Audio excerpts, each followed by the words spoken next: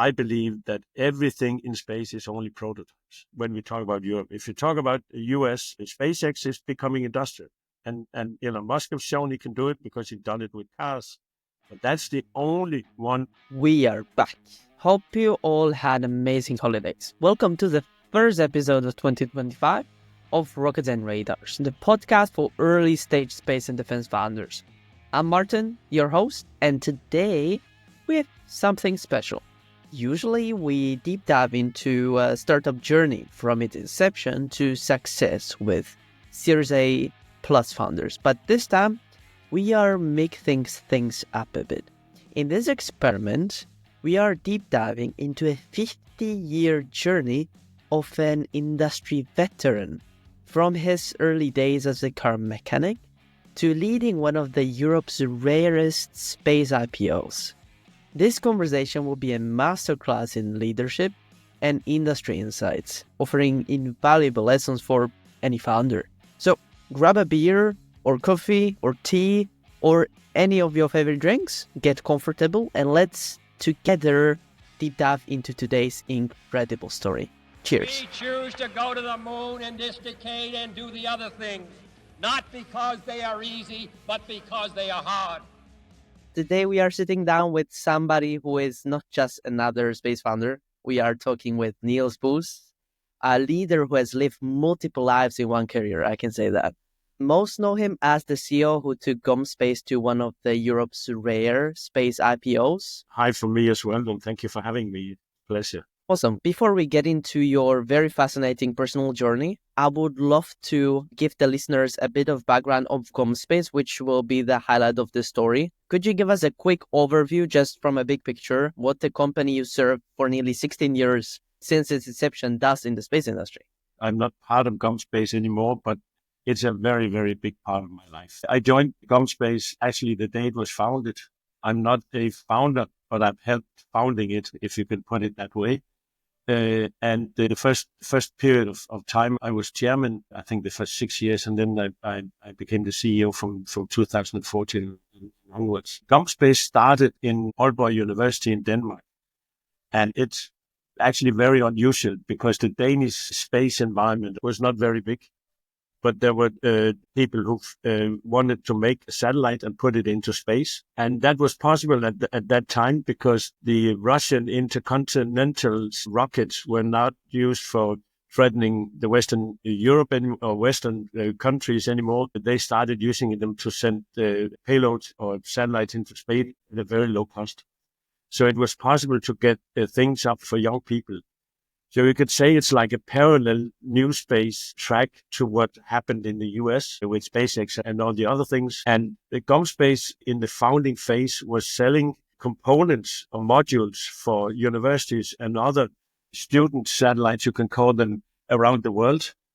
And that was actually because they were among the very first. And that was actually how the company was built. And that means that the GOMspace today, or that when I left, had maybe 50 or 60 universities around the world as customers. And it was not until later, when the Danish astronaut came up, that it became something that happened in ESA. And GOMspace actually delivered the first nanosatellite that ESA ever bought. That was quite interesting because it was a company that found its own way to get founded and to get forward. So that was the beginning. This is incredible. We will get into the more details, but now let's start from the very beginning. Niels started as a car mechanic in a small Danish town. Then he transformed a radar division, doubling his satellite communications company size, and finally he built GOMspace. Right now, Niels is also a mentor and advisor in space and defense domain. So if you are searching for one, this is it. I will leave his contact information in the description.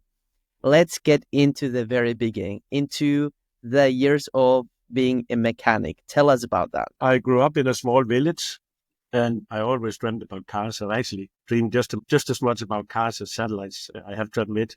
And I get a lot of inspiration from that industry as well. But I had a dream of becoming an engineer, and I never managed to get on high school. So I had to go through an entrance class to get into the university. And I succeeded doing that. and then the rest is history. After your years as a mechanic, you also spent some little time in Japan. I'm very curious why you chose Japan right after. And I'm also very curious about your learnings about how Japanese think in engineering, if you have any thoughts there. I had the opportunity to go on one of those Yesta exchange. So I got out there, stayed at a pumping company for, it was not that long, it was 2 months, but it was a fantastic experience to learn how people are actually treating each other, how they're working together all the time. And that taught me a lot in that period. I have always wanted to go back,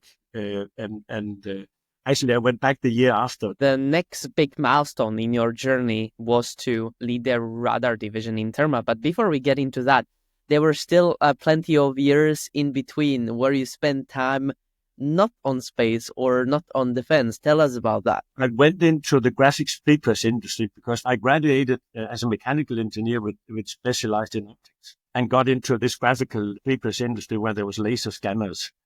And I worked there 11 years in total, but away 2 years. The first time I was away, I told my boss that I'm not good enough at optics.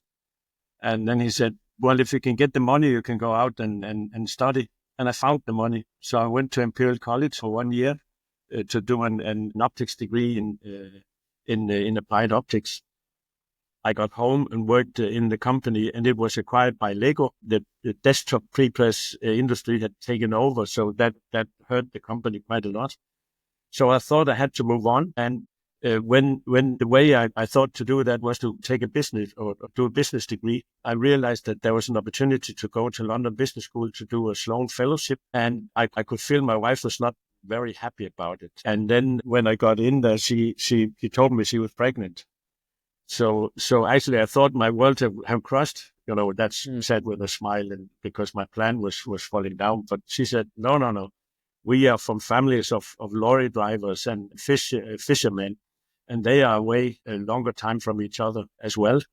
So that I could go to London to study and come home every month. So I was actually in London, my wife home pregnant with our son, and I got home every month. That was very appreciative that he would do that for me. So I got this business degree, and I worked 1 year up through the change in that company. And there was an opening in Terma for a new vice president for the radar division. So I applied for that, and I got it.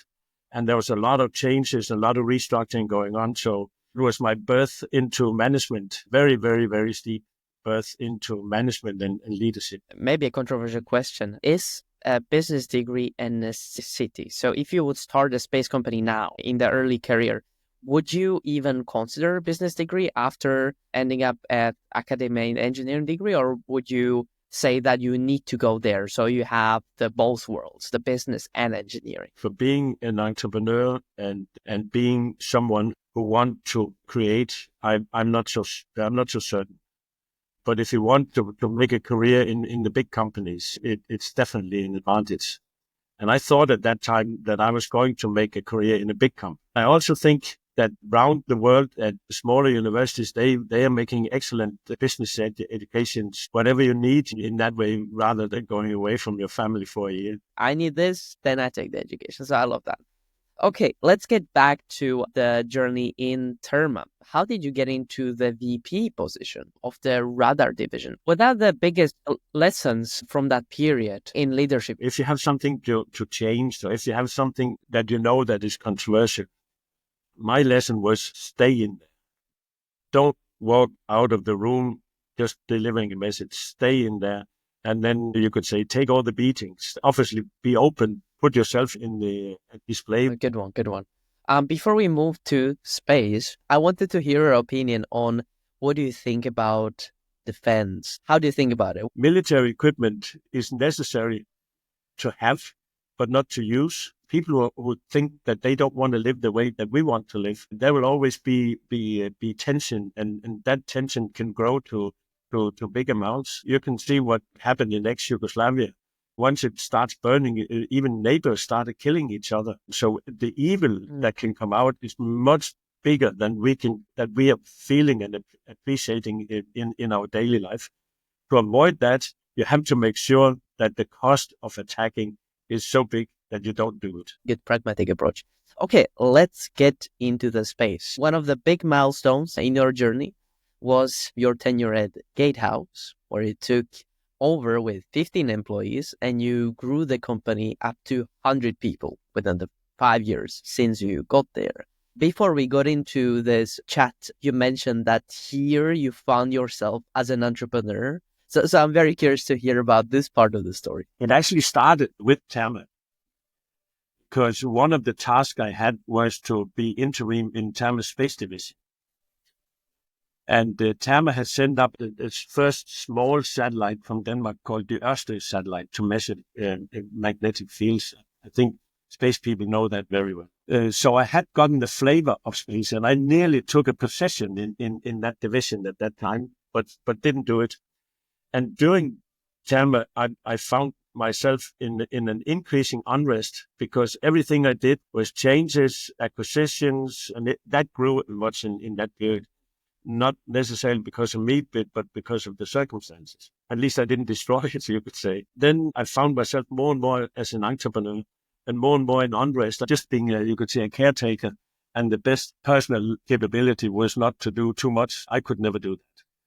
So the guy who knew Michael Bonner Andersen, who owned Gatehouse, I knew him through a friend.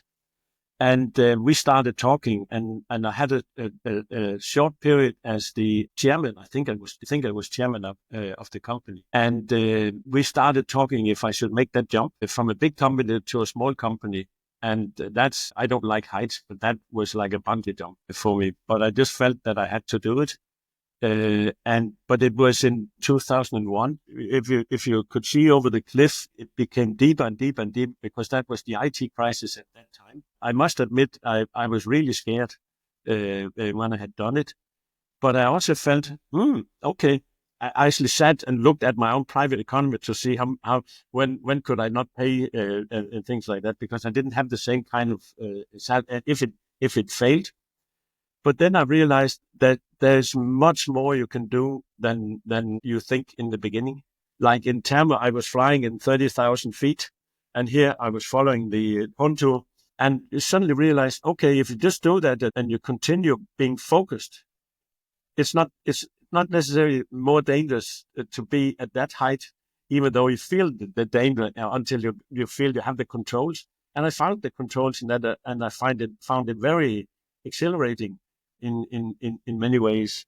So and then from that on, we started growing up the company. Went through everything that people are doing in small companies, cash flow problems, and I used to say, if you haven't been through cash flow problems, you haven't run a company yet.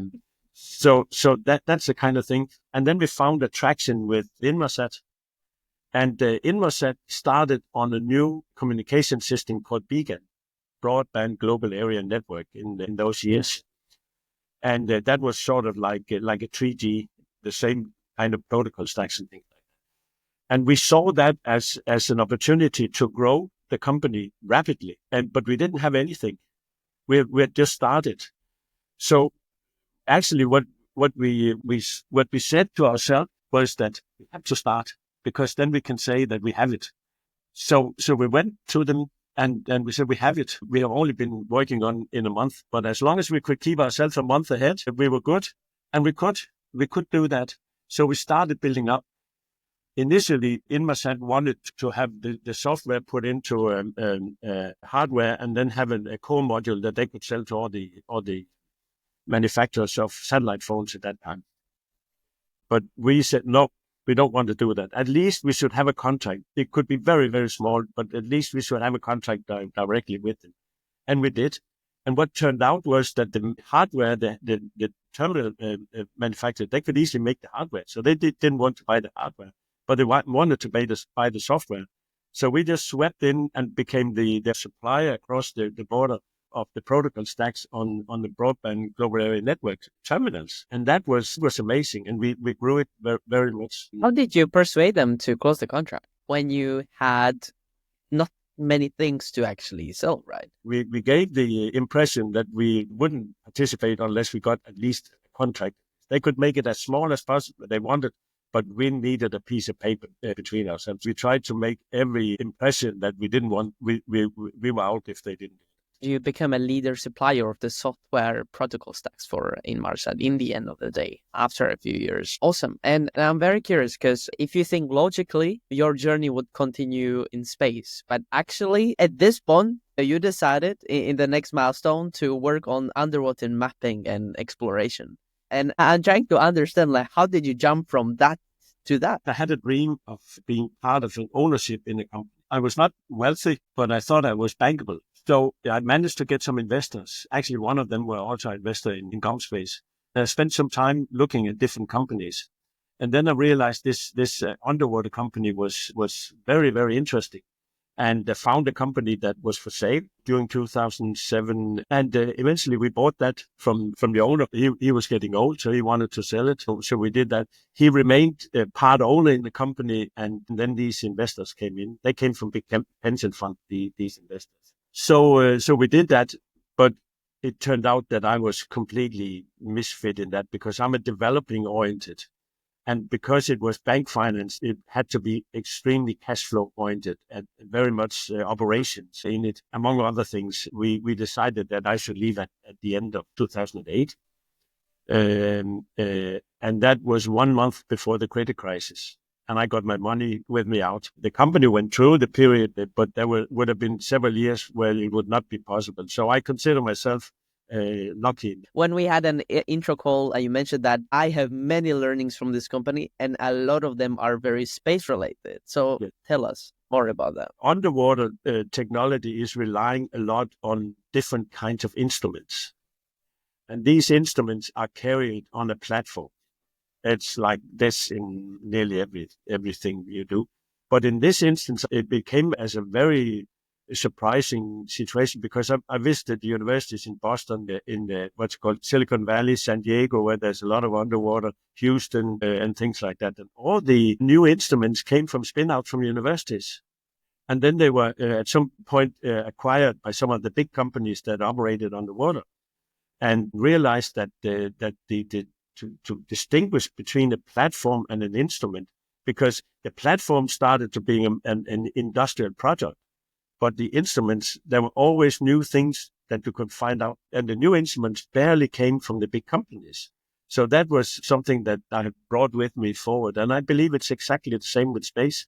The platform needs to be industrial, but there's still a lot of instruments that need to be developed and figured out from physics at the universities. Now there is this big question in the European space industry: what the incumbents should be responsible for, and what contracts they should get, and then what is the then role of startups. We cannot compare Europe to the US that much. US has been a much more small company driven. But what do you think? How the ecosystem should work optimally, so the big companies and startups could work together towards one future? Many companies, when they make a new capability to measure things, to calculate things, to do things, they often need to make a way to have it tested with customers.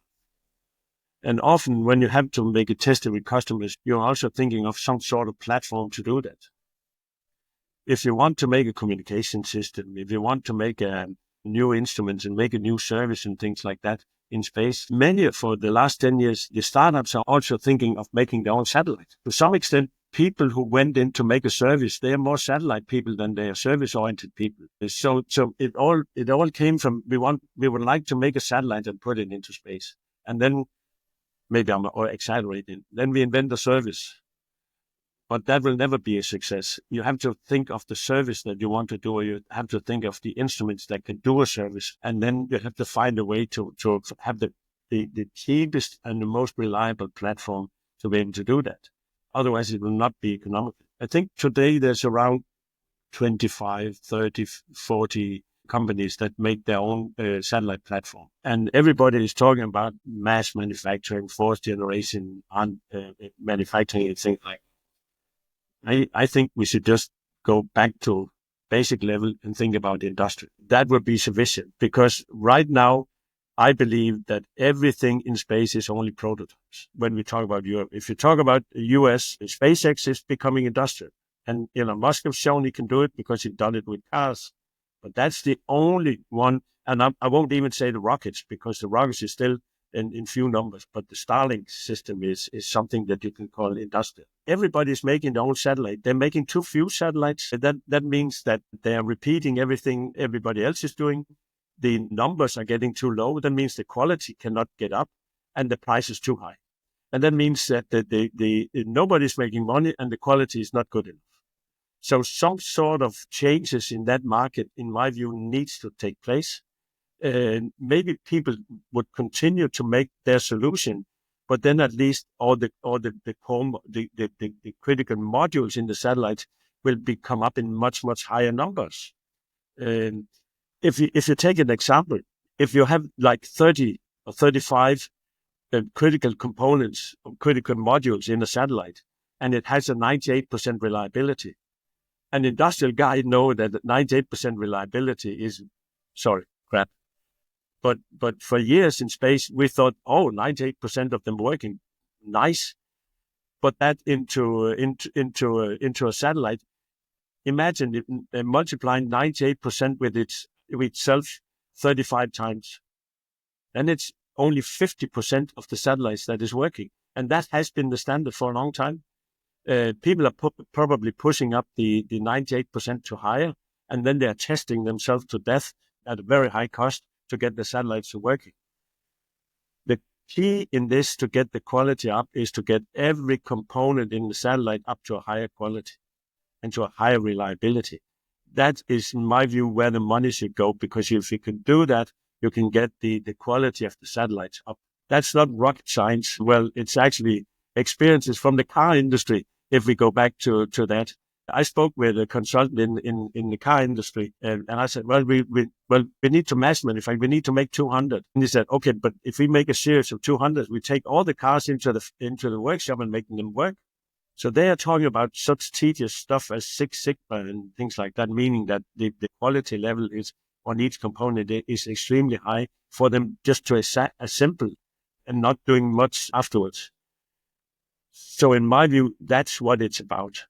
And the industry will not be able to make money and do things that customers can rely on for operational services unless that we go in that direction.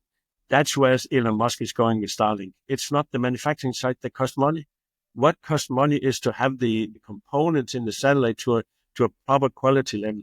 It's not a matter of being able to do things. It's a matter of being able to do things at the cost and reliability that can make the space world go forward. If I were to start a company today, I would say I would choose a component or module in a satellite. Then I would try to figure out how to do that in an innovative way so that you can get the price not only down, not only 10 or 15% down, but considerably down to a third or fourth.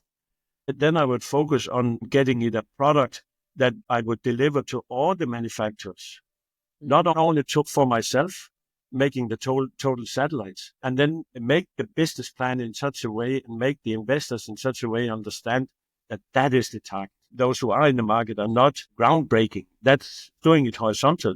But I believe to take the market, make people buying it, we should invent things that are considerably lower in price and possibly also decide higher in quality. That is where I would go. Would you choose a VC route if you start now or not? Space is complicated. It's complicated because you're going out where there's no market.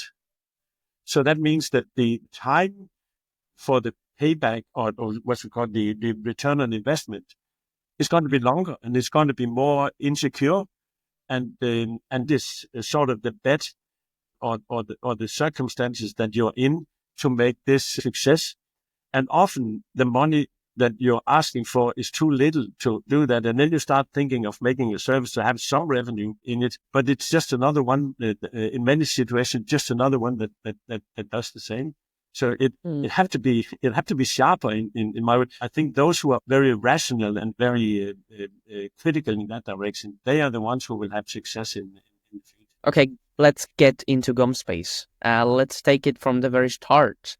In 2007, you became a chairman. And this was the same year when GOMspace became a company out of academia. Tell us about the very initial story from academia to a commercial entity, and also any highlights from the journey that you can remember from that time. It's a fantastic journey. I was approached if I wanted to be chairman of it the day it founded. I knew both the investors and I knew about the guys who did, because they've very much been in the newspaper when they were at university, because that's where they sent up the first satellite. They asked if I wanted to join, which was fantastic. And in the first years, they were on the basis of what they did at the university.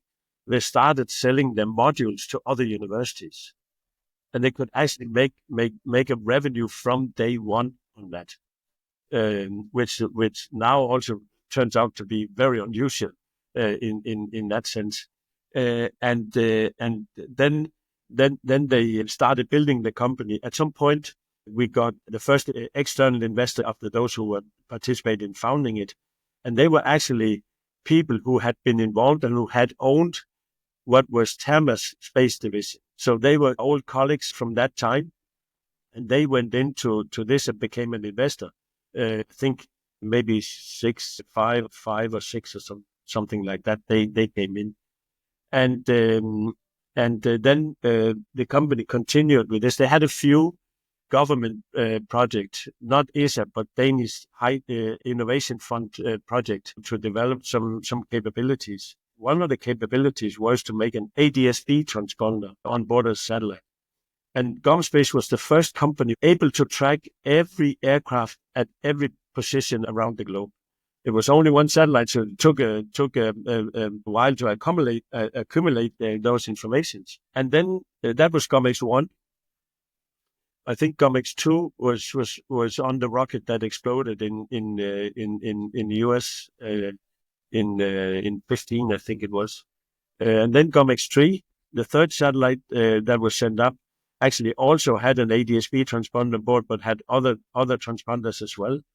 That was sent up from the ESA station in Earth, space station, it came up together with the Danish astronaut, the first Danish astronaut. So GOMX 3 was the first ESA nanosatellite that they ever built. Let's get into the learnings. First question I have on you here is, do you have any thoughts to share with early stage founders that are not yet founders, that are still in academia, but are thinking about spinning out of that environment and start a commercial entity? Do you have any advice for them? When is the right time to do that? And if they should know something that they probably don't know right now? So I think it has really a lot about commitment to do, because what I said before, many things that can be a very, very good startup is something that a big company can do very easily. But what I would do if it's in this high tech area, I would first of all today, I would very much look at if it's something that is new. It can be a new instrument. It can be a new making a new capability for the satellites or something like that. It can also be maneuvering, or there's a lot of other things coming up on how to catch debris, or a lot of how to refuel and things like that. If you can do something new in that, that's what I would focus on. Then, seen from my place in the world, I would focus on making a product to deliver into the business rather than try to build everything, because it takes so much money to do that. But it can sometimes be, for me, I think it can sometimes be deceptive, because if you have an instrument and it's very difficult to test it, so and you want to have the first customer to pay your revenue, and maybe you can have the first customer if you sell some data. But actually, the best way to make the business is to sell the instrument to others who are acquiring the data. So these kind of things can be deceptive in my view. And then I would focus on doing something that can give a an amazing product or an amazing solution or something like that. It's not enough just to do something that can go into space. People get amazed, oh, you can send it into space. And then you send something into space which is actually not useful, but it's only because it can be sent into space. And then I would think of trying to have some advisors around, especially if you're very young, if you come directly from university. Many people come directly from university. They never carried out that product development. They never delivered anything for a customer. They never delivered anything into a manufacturing or things like that. And that's okay. People are extremely bright. The GOMspace people were extremely bright people, and also were very good to understand what they didn't know. So having somebody close to them to help and guide them through that is something that I believe is very useful, because then they can sort of borrow the industry experience in that sense. But I also believe that it is very, very important as a company grow, on the one side to realize, am I the right one to do it? In the end, if it becomes very big, then you can be happy you're a shareholder. At the other hand, seeing from the investor side, for me, it's very, very important that it's the founders that stay in charge of things as long as possible. That is because that's where the passion for doing all the work is, it's coming from. What do you think is the best strategy to find the right people like you on the board of supporters and advisors? Let's say that the company started 2 years ago. Now they have a product, they have a first customer. How do you get the right supporters behind you? Where do you look? One way to look is space founders. There are some organizations who are trying to match people with each other. I'm connected to space founders, and Lucy in the space founders is doing an amazing job in putting things together. I think there's other places that they're doing that. Basically, the melting pots where things happen. That would be awesome. Okay, let's get into a very big milestone. In 2014, you transitioned from a chairman to CEO. Why? Yeah. It was the fleeting founder, Lars Alminde is his name. We worked very closely together in that period, and had numerous talks in various ways. And a few times he said if I wanted to come and join us as the CEO, because, if you haven't, that's one of the situations, if you haven't tried before and as the company starts growing, you can actually get into a situation, either you need a break to recharge, and not a break from work, but a break from the responsibility to recharge and maybe also learn some new things in the period. I think that was a little bit the situation at that time. So he asked me a number of times, 2 or 3 times. So we decided in 2014, because I wanted to have a certain size. So I was actually employee number 10 in GOMspace. Let's talk about another milestone, which is going public. Talk about through that decision. Why did you decide to go public? And talk us through the journey. I'm super excited about that part of what were you thinking inside the company? We were actually growing so fast that we needed money all the time. Not necessarily money to develop, but money to, when you're growing, you're just like a sponge, just actually absorbing money into all corners of the company. And we were growing so fast that we were running out of money. I went to the original owners all the time, so we need more money. And I really felt bad, until they said, good, then you're growing. And that sort of changed the situation. At some point, we ran out of the capability for the owners to continue to put money into it, because one of them was more local initiative from governments and local people, like a lead investor continuing to do that. So we started looking at getting it financed, and there were no way to find venture money in Denmark for space in 2016. That was totally impossible. We didn't have the capacity to go to the US, and which we thought was more or less the only opportunity. The European venture culture had not really developed that much. Maybe there were opportunities, but we decided we could not go to the US. And the speed we needed, because we were just pushing upwards all the time, were going to be quicker anyway. So I had in Gatehouse actually looked at trying to make an IPO, and had some thoughts prepared about that. And my thought was, we shouldn't do it in Denmark. That's impossible. But the Swedish small or microcap First North, Nasdaq First North, was booming. So we decided to look at that. So 8 years ago, we called, or maybe 2 weeks before, we called Ernst & Young and said, can you help us to find an investment bank in Stockholm who will help us? So they made a beauty contest. Only one of them showed up, and the others were on video. So we chose them. And actually, you can see how that's a little bit of the mind. We were initially going for 30 million Swedish krona. But then we had the first video meeting. And when we said 30 million, they would sort of no reaction. Then without agreeing that, in the second meeting, I just said 125, just out of the blue. Nobody reacted. So it became 125, except my chairman. My chairman just looked at me, but he was very clever to not to say anything. Not saying. So it became 125. And that we went for that started that, agreed that before Christmas 8 years ago. And then before we were finished by the 16th of June, they said it's going to be longer, but I was just pushing relentlessly to keep the speed up, because, if it takes longer, you're just using more energy than if it's taking shorter. And it was very, very difficult to have people understand space. But we managed to do it. We managed to get the money. But the only problem was that we needed to take a 2-year lockup on the money. That turns out, if you read my LinkedIn page, you can see that have given me a lot of problems, because the share price raised to a 10 factor in that period and dropped again.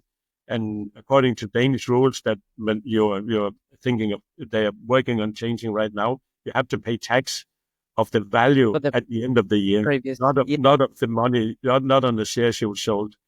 They are in the process of changing that at the moment, hopefully. But how it happened, and that's how we did. So we traveled to Sweden, and we made a Swedish holding company and traveled to Sweden to get those money. I want to now get into the big picture. Since the time when you got into the company until the IPO, can you think of any big mistakes during this time that you can share with the founder community that they can learn from? So lots of mistakes. At some point, I told a new chairman, we used a plunging strategy. We just throw ourselves into it, and then we learn. When you grow a company, there's a number of decisions that turned out to be wrong on a more detailed level. We decided to take a very, very big risk to grow fast, because we were in Denmark with a very small, you could say, country platform.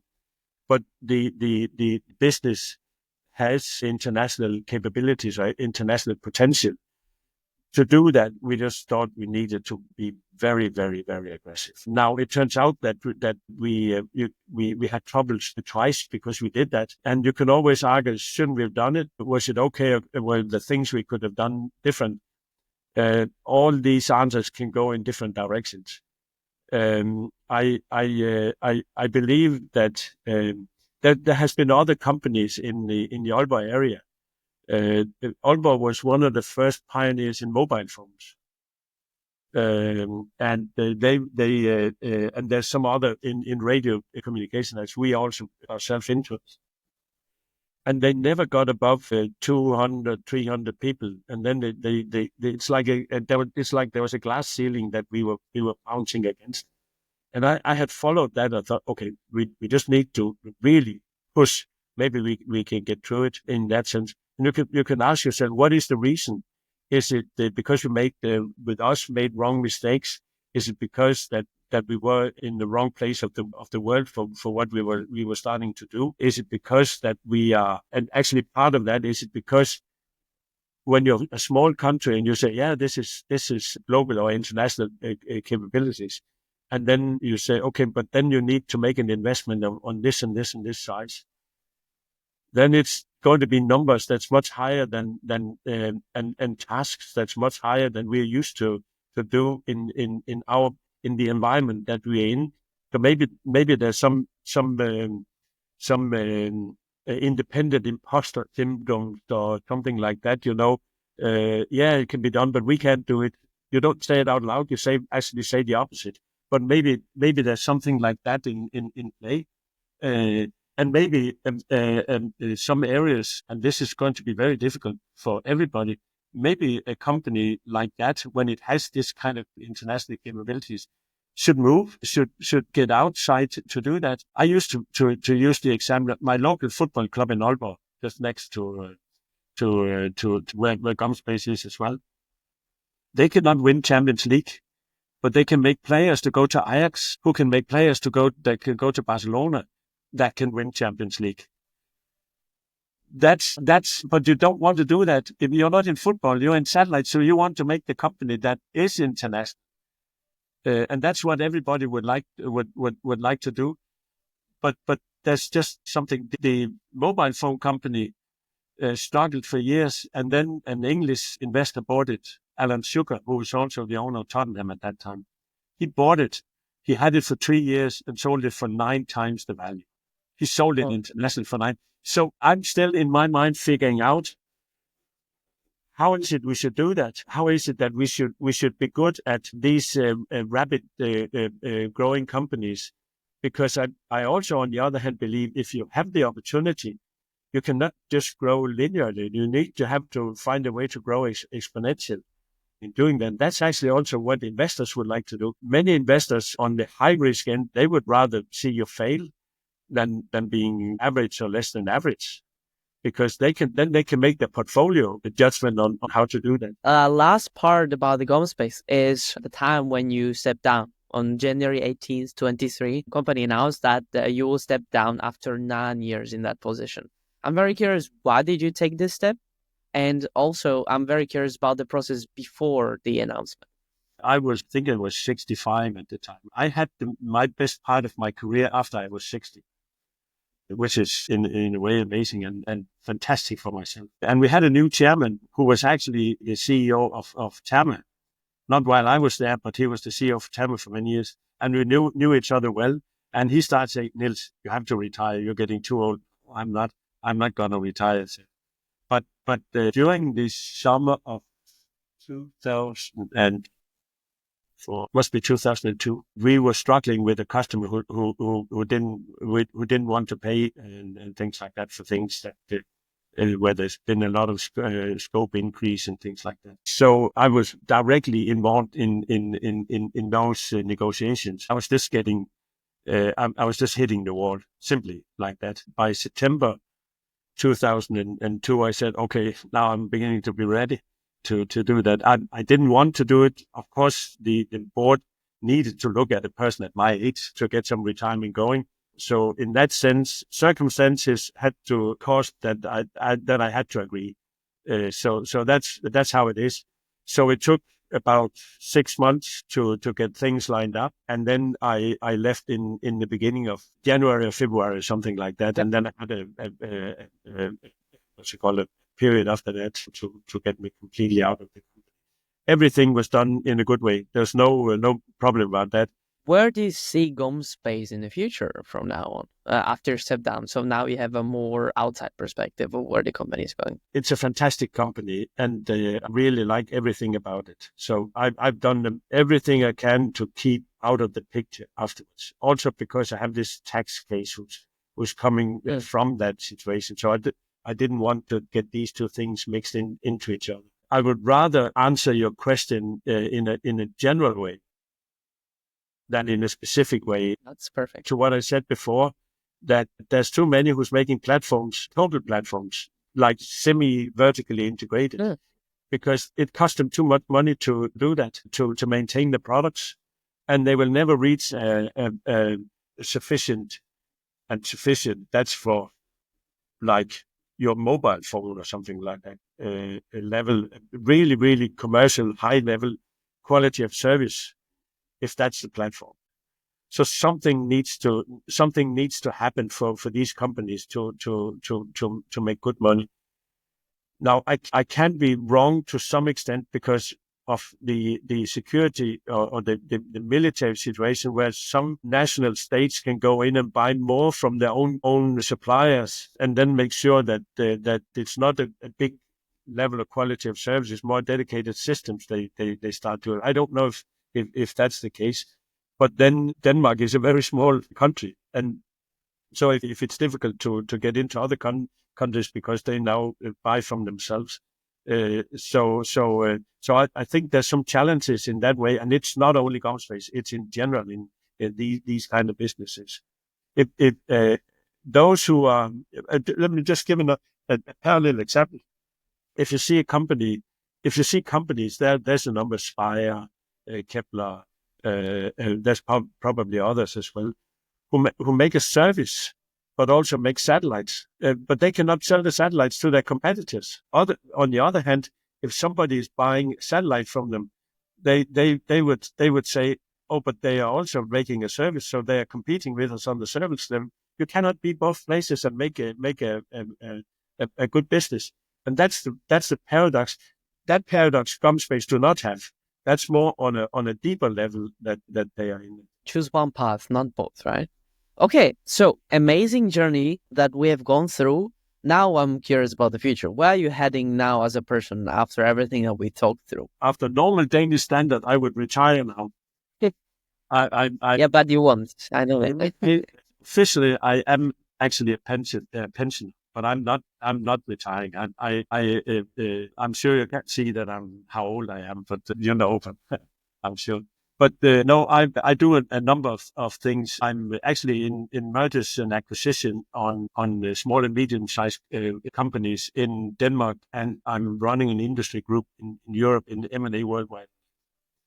I'm sitting in some boards. I'm doing mentorships for startups. I have a senior advisor role with RTD Little in Paris, and I'm running some defense projects where I try to make the projects. And one of them is a donation project into Ukraine with drones and payloads and things like that.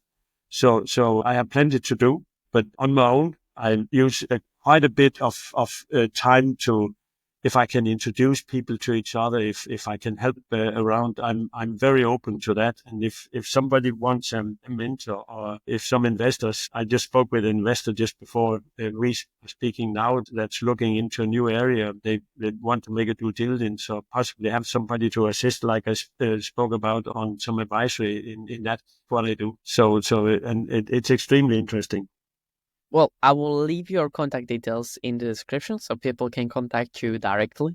So that's amazing. And now I would love to chat about your thoughts on the current state of the space industry. How do you see it now, either globally or in Europe or Nordics? Where do you see it going? I believe that the space business is the most elusive, if that's the right English word, business in the world. And I've been there. I also am there to some extent. It's very much about saving the world and saving the earth and things like that. That's an illusion compared to many other things. Many businesses are also saving the earth. And the other thing is space is behind the scene driven by what you could call national superiority. Getting to the moon is about having a high place over the earth. Everything has security issues in it. It's a competition between the US and China and also India. And that part of it is much bigger than we realize today. That is that is okay. I truly believe that we can do many good things for the earth, especially in my world. Maybe it's a little bit simplified. Maybe I'm narrowing it too much down, but we need to have more instruments that can find things. If there's 100 things you can measure from Earth, you want to measure from on the Earth, you can only measure 20 of them. That indicates we need instruments. We really need instruments to do that, to really benefit from everything. And then all this discussion about we don't understand well enough that how to make this an industry. And I believe that is really necessary. And the industry part of it is the platform. If you take lorries, it's the same lorry you use for everything, but it's different things you put on top of it. And it's very extreme to where the containers, the loads and everything you put on top of it is different. But the platform is the same. And before we get to that, it becomes difficult for Europe to participate. I believe that the way it's financed is the quality, reliability, and things is crucial for the future financing of this. And I've been part of the wind turbine business for a very, very short period. I was interim CEO in the insurance broker company where there was a generational change of it. And the guy who ran that was the first guy who made an operational insurance for a wind turbine park. It took if you compare wind turbine to a satellite, it took them ages to get this park of 100 wind turbines to work. And they had to change all of them to make it work. But at some point, they managed to get in an operational insurance. They lost a lot of money, but they managed to get an operational insurance. And with an operational insurance and fixed interest, fixed cost for that, the investors, like the funds, they could suddenly see what interest they should put on loans for that, for the financing on that. That is what built the European wind turbine business. There's big companies doing that. There's something called Copenhagen Infrastructure Partners, who's doing the wind turbine farms all over the world. And that is based on all that.